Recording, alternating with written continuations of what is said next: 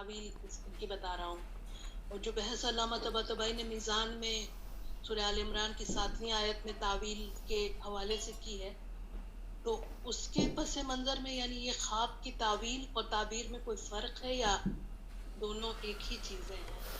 اور پھر واقعات جیسے مثلا سورہ یوسف کی 6 آیت میں کہا ہے کہ حضرت یوسف کو احادیث کی تعویل کا علم دیا گیا تھا، جی ہاں تو وہ کیا خواب کی تعویل؟ جی، یہ ماشاءاللہ اچھا سوال ہے۔ دیکھیں قرآن کریم کے جو کلمات ہیں تعویل اور اسی طرح احادیث حدیث کی جمع ہے۔ حدیث کہتے ہیں گفتگو کو، گفتگو ایک دفعہ زبان سے کی جاتی ہے اور ایک ہے نفس کی گفتگو، جسے آپ حدیث النفس بھی احادیث مبارکہ میں کہا گیا ہے۔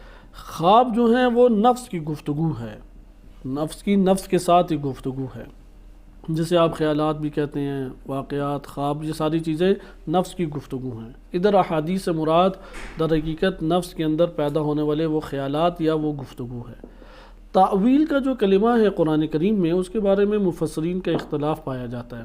علامہ طباطبائی رحمۃ اللہ علیہ اس بات کے قائل تھے کہ ایک قرآن کی تفسیر ہے اور ایک قرآن کی تعویل ہے۔ قرآن کی جو تفسیر ہے وہ اس کا معنی سے تعلق رکھتی ہے، کیونکہ معنی ہمیشہ ذہن میں ہوتا ہے، معنی ایک ذہنی امر ہے، آپ لفظ کے ذریعے سے معنی اپنے وجود میں منتقل کرتے ہیں۔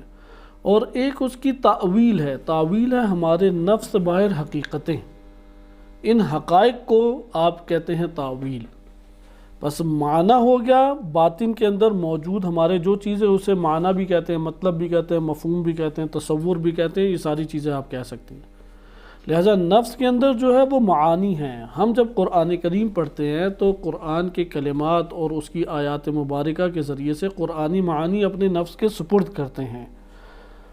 اب یہ جو نفس ہے، یہ نفس در حقیقت نفس کے اندر جو معانی ہے، ان معانی کی کوئی حقیقت بھی تو ہوگی، وہ حقیقت خارج میں موجود ہے۔ میں اس کی ایک اور مثال دیتا ہوں۔ مثلا آپ لفظ کہتے ہیں، ایک لفظ بولتے ہیں میرا گھر، جیسے ہی یہ لفظ بولتے ہیں آپ کے وجود کے اندر اپنے گھر کا تصور آ جاتا ہے۔ یہ ہو گیا جو تصور گھر کا ہے، یہ لفظ کا معنی۔ بس لفظ ہمیشہ معنی تک پہنچاتا ہے، یہ ذہن نشین رکھیں۔ جملہ، کلام، لفظ ہمیشہ معنی تک پہنچاتا ہے۔ معنی کہاں تک پہنچاتا ہے؟ اگر وہ بنا ہوا گھر آپ کا باہر موجود ہے، آپ اس گھر کی طرف اشارہ کریں اور کہیں کہ یہ وہ گھر ہے جو میری مراد تھی، تو یہ جو گھر کا ہونا ہے یہ کہلائے گا تعویل الاحادیث، یعنی یہ تعویل کہلائے گا۔ خوابوں کے بارے میں بھی اسی طریقے سے ہے کہ خواب اگر خواب کے اندر معنی دیا گیا ہے تو وہ معنی محتاج ہے کہ اس کی حقیقت کیا ہے، بس اس معنی کی حقیقت کو ہم تعویل کہیں گے اور ہم اسی کو تعبیر بھی کہتے ہیں۔ لہٰذا ہم یہ کہہ سکتے ہیں کہ کلمہ تعویل قرآن کا لفظ ہے اور کلمہ تعبیر وہ روایات اہل بیت علیہ السلام کا لفظ ہے، معنی کے اعتبار سے اس زمرے میں۔ وائلہ قرآن نے تو تعویل ایک جامع معنی میں لیا ہے، تمام کائنات کے حقائق کو تعویل سے تعبیر کیا ہے۔ مثلا جنت، کلمہ جنت، اس کی تعویل وہ حقیقی جنت ہے، جہنم اس کی تعویل وہ حقیقی جہنم ہے۔ اسی طرح انسان کا خوشحال زندگی بسر کرنے کا معنی اس کا عملاً و حقیقتاً خوشحال زندگی بسر کرنا ہے۔ انسان کا عذاب میں ہونا، عملاً و حقیقتاً عذاب میں ہونا، یہ تعویل کہلائے گا۔ اب خوابوں کی دنیا میں اگر آپ آ جائیں تو خوابوں میں ہمارے سامنے یہ حقیقت آتی ہے کہ خواب بنتے ہیں اس طور پہ کہ وہ معنی ہمارے اندر، کیونکہ ہم نے سچے خواب دو طرح سے دیکھے تھے، سچے خواب جو بھی ہو وہ معنی ہی ہمیں منتقل ہوتا ہے۔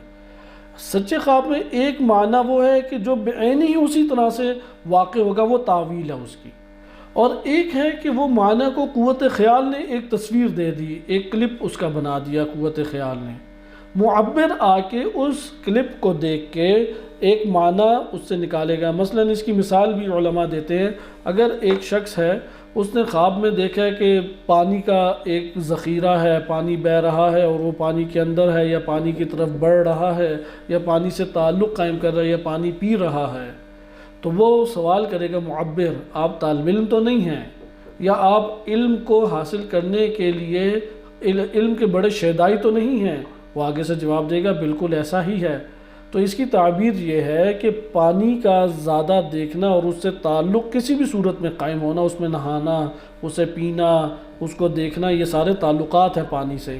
یہ علامت ہے کہ اللہ تعالیٰ آپ کو علم عنایت فرمائے کہ اس دنیا میں ایسے آپ کے اسباب بنیں گے آپ کو زیادہ سے زیادہ علم حاصل ہو. اب یہ علم اس خواب میں پانی میں نہانا، پینا یا دیکھنا یا دودھ پینا یا اس طرح کی چیزیں، یہ علم کے اس کی تعبیر کیا ہے؟ علم.